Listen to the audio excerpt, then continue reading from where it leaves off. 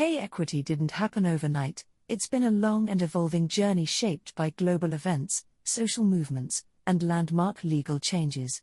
In this video, we'll explore the history of pay equity, its milestones, and how different countries have addressed this important issue. Pay equity's history is fundamentally tied to the broader struggle for equality in society. Early on, industrial economies created structured workplaces, which exposed pay disparities.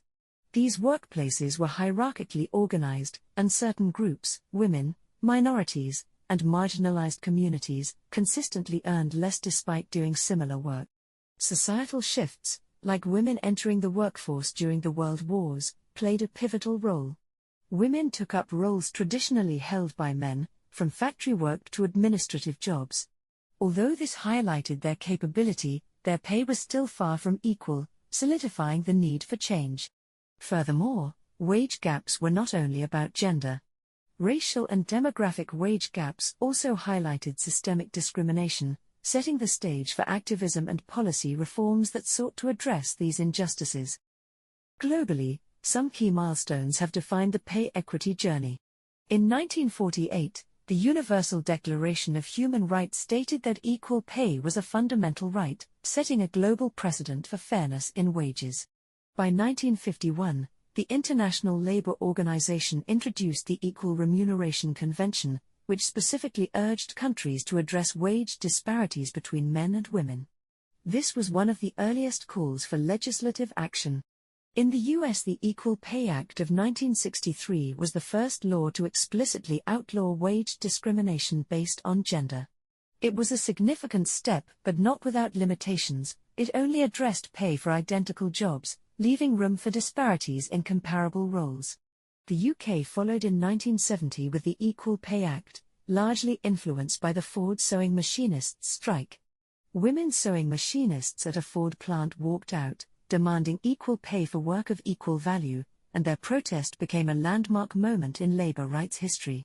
Finally, in 2003, Iceland took a bold step by introducing mandatory pay equity audits, ensuring that companies actively worked to close pay gaps. Today, Iceland is widely regarded as a leader in this area. Historical events have profoundly shaped the pay equity landscape.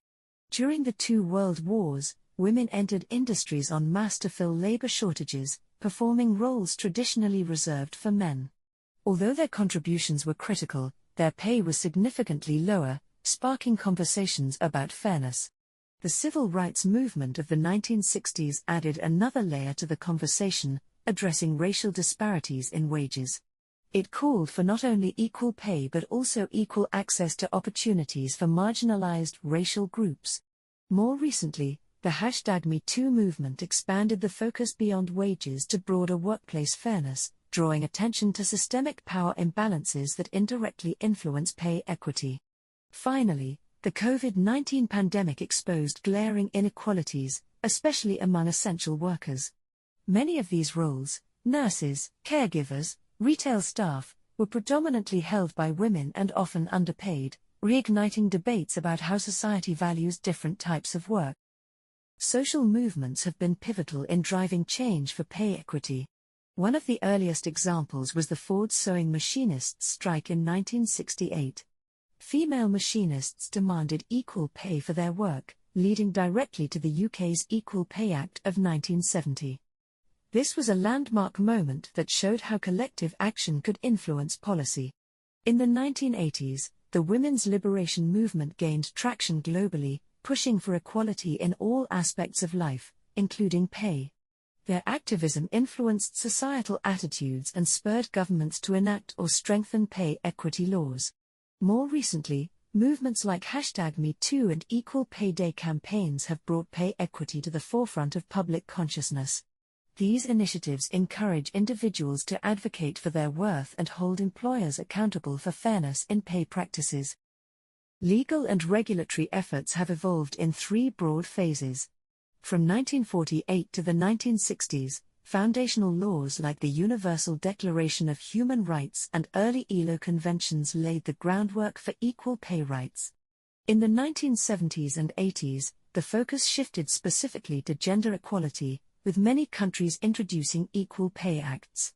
However, these laws were often limited in scope, addressing blatant discrimination without tackling structural issues like role segregation. The 2000s and beyond saw a new wave of reforms, emphasizing transparency. Laws requiring companies to report pay gaps and conduct audits have emerged, along with an intersectional lens to address wage gaps related to race, ethnicity, and other factors alongside gender. Pay equity progress varies widely across regions due to cultural, legal, and economic factors. In North America, legal frameworks like the U.S. Equal Pay Act and Canada's Pay Equity Act have laid the groundwork.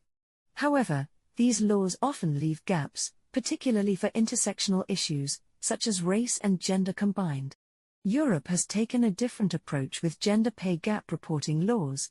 For example, in Germany, companies are required to disclose pay gap data, holding employers accountable and encouraging transparency. The Asia-Pacific region shows mixed results. Countries like Australia have made significant progress with workplace gender equality standards, but others are still at the early stages of addressing pay gaps. Meanwhile, Scandinavian countries like Iceland, Sweden, and Norway have set benchmarks for the world.